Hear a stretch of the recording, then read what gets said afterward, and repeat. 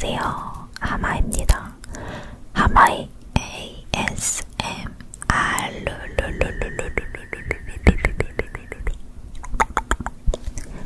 반갑습니다. 오늘도 수다 떨러 온 하마입니다. 여러분 한 주간 다 잘 지내셨죠? 저는 언제나 그랬듯 굉장히 잘 지내고 왔습니다. 뭐 이걸 일단 반칙 좀 뺄게요. 뭐 이걸 굉장히 잘 지냈다고 해야 되는지 모르겠지만 뭐 그래도 별 탈 없이 지냈으니까 잘 지낸 거라고 할 수 있지 않을까요? 뭐 큰 문제 없이 굉장히 무난하게 한 주를 잘 보내고 왔습니다. 만족합니다. 뭐 오늘도 어김없는 수다 영상이고요. 뭐 그냥 간간히 주변에 있는 물건들도 좀 만지면서 수다를 떨어보겠습니다. 주제는 없어요. 언제나 그랬듯. 일단 지금 제 손에 잡히는 게 얘입니다. 이 뭘까요 이게?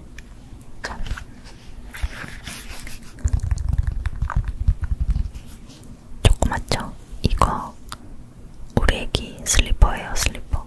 집에서 신는 슬리퍼. 제 손바닥만 해요. 근데 이것도 아직 커요. 이게 제일 작은 사이즈라서 샀는데 아기한테는 이것도 크더라고요.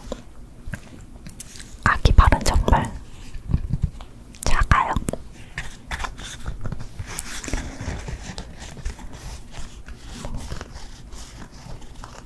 요새는 옛날에는 이렇게 미운 7살 이런 얘기 있잖아요. 말 안 들으면 막.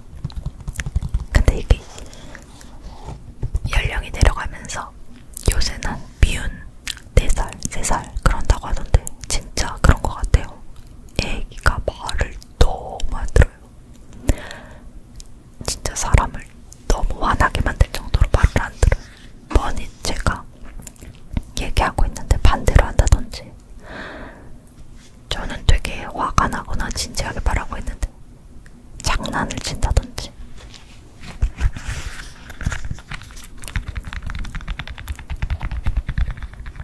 진짜 열받는 일이 한두 개가 아닌데 그래도 어떻게 멘탈을 잘 다스리면서 키우고 있습니다. 물론 소리도 많이 질러요. 견디지 못하고 아기한테 소리를 막 지를 때도 있어요. 근데 그러고 나면 후회를 하긴 하죠. 후회를 하긴 하는데 그 순간은 진짜 못 참겠더라고. 이거 들고 탭핑을 하려고 했는데 뭐가 마땅치가 않네요. 아무튼 귀여운 슬리퍼.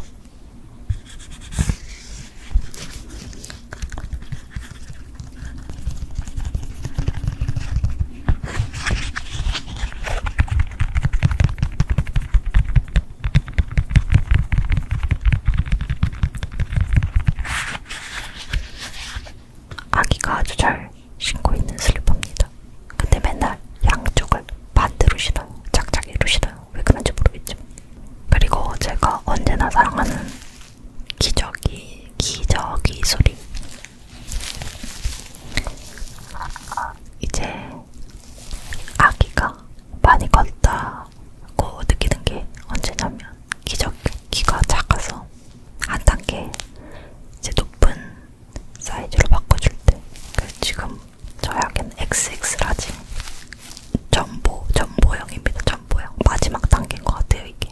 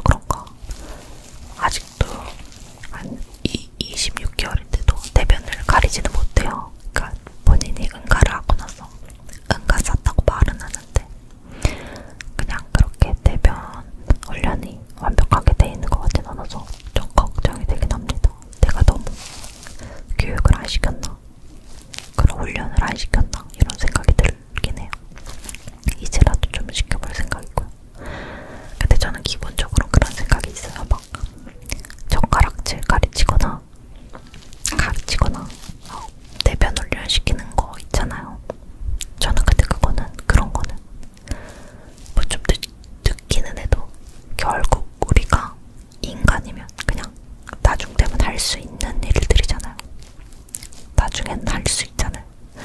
어른 돼서도 기저귀를 차는 사람은 그러니까 뭔가 내가 신체적으로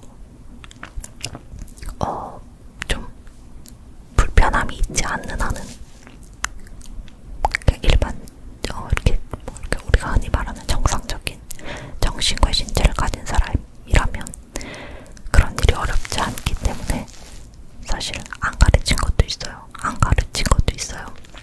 어차피 그러면 다 하게 될 텐데 뭐 그렇게 서두를 필요 있나 이런 마음으로. 근데 모르겠어요. 그러니까 막 그런 거 들을 때 있거든요. 몇 살 때까지 기저귀 찼어요. 몇 살 때까지 내 소변 못 가렸어요. 그래서 저는 그런 거 크게 신경 안 써요. 어차피 한 10살, 12살 돼도 못 가릴 것도 아니고. 근데 이제 많이 못 가려서 실례를 했을 때 아기의 자존감이나 그런 마음의 상처가 날까봐 그거가 걱정돼서 그런 거지. 뭐 그 자체를 좀 늦게 한다고 크게 걱정을 하진 않지만 그래도 제가 엄마니까 시기적절한 훈련은 시켜주는 게 맞지 않나 뭐 그런 생각 정도 나고 있습니다.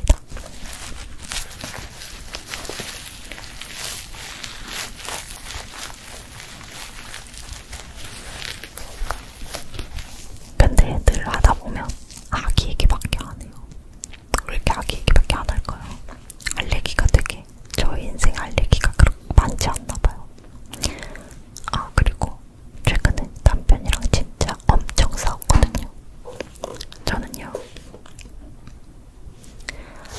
뭐 옆에 또 무슨 다이어리 같은 게 있는데 이걸 좀 만지면서 저는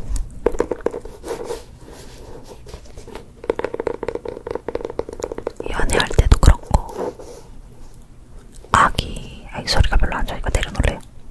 연애할 때도 그렇고 아기 다 가졌을 때도 그렇고 남편이랑 그렇게 엄청 싸우지 않았거든요. 싸운 적이 없어요. 연애할 때도 거의 싸운 적 없고 애기 낳고 한 1년까지도 진짜 싸운 적이 없어서 우리는 되게 안 싸우는 편이라고. 좀 남편이랑 저랑 둘 다 스스로 우리는 뭐 괜찮은 편이지라고 생각하면서 살았는데 글쎄 한 5, 6개월 됐을까? 이제 아기가 크면서 말도 안 듣고 그리고 할 일이 많아지고 그러다 보니까 마음의 여유가 없는 거죠. 그러니까 싸우는 일이 되게 잦아지더라고요. 저는 왜 키우면서 싸우는지 알겠는 게 일단 몸이 피곤하니까 짜증이 나 있는 상태고 또 아기를 키우는 방식도 달라요. 나중 되면 더 많이 달라지겠죠. 지금은 남편이랑 저랑 훈육하는 방식도 달라요. 남편은 뭔가 안 돼. 이렇게 딱 제지하고 애기를 그냥 밥 먹다가 아기가 뭔가 막 던진다던가 하면 그냥 밥상에서 바로 내려버리고. 근데 저는 일단 설명을 좀 해주고 아직 애니까 아직 너무 아기니까 좀 설명해주고 달래도 보고 좀 한두 가지 방법을 써보고 그럼에도 안 되면 이제 좀 아기를 이제 식탁에서 내린다든지 이렇게 하는데 그 남편이랑 저랑 뭐랄까 속도의 차이가 있어요. 그런 걸로 인해서도 많이 싸우게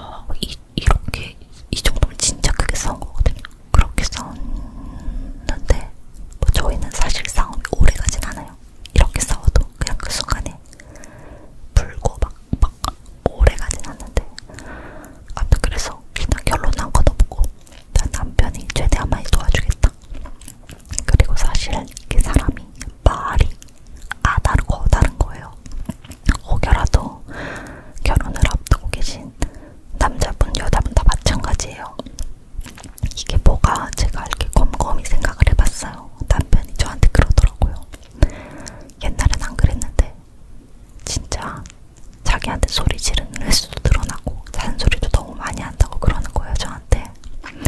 그 제가 곰곰이 생각을 해봤어요. 나는 뭐 때문에 그렇게 화가 나는 걸까? 근데 사실 집안일하고 아기 케어하는 거 할 수 있어요.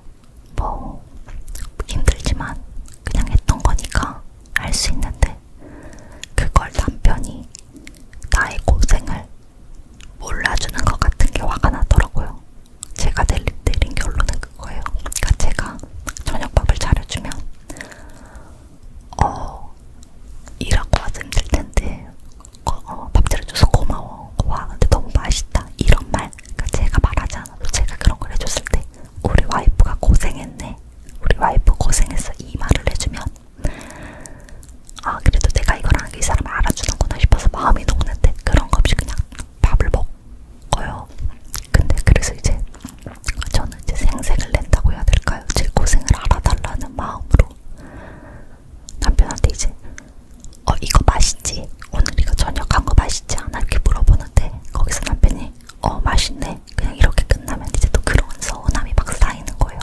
와 나는 이렇게 고생을 가면서 일하고 와서 밥 차리고 뭐하고 하는데 저게 다야. 내가 고생하는 걸 알긴 알아. 이러면서 또 서운함 쌓이고, 뭐 다른 일도 다 마찬가지고 집이 깨끗하게 정리돼 있으면 저는 이제 인정받고 싶은 거예요. 내가 고생했다는 거 알아줬으면 좋겠는 거죠. 와 집이 깨끗하네, 우리 와이프 덕분에 집이 깨끗하다, 그냥 이런 말이면 저는 더 열심히 할 거예요. 아마 대부분의 사람들이 그럴 거예요. 근데 그런 말이 없으면 나 혼자 고생하고 뭘 위해서 이렇게 고생하나, 내가 힘든 걸 저 사람이 알긴 하나, 그럼 나 혼자 왜 이러고 있어야 되냐, 나도 하기 싫은데 내가 손해보는 것 같다, 나만 힘든 것 같다, 이렇게 생각이 되니까 점점 불만이 쌓이는 거더라고요. 그래서 그런 것도 이제 남편한테 다 얘기를 했어요. 나는 당신이 내 고생을 훨씬 많이 알아줬으면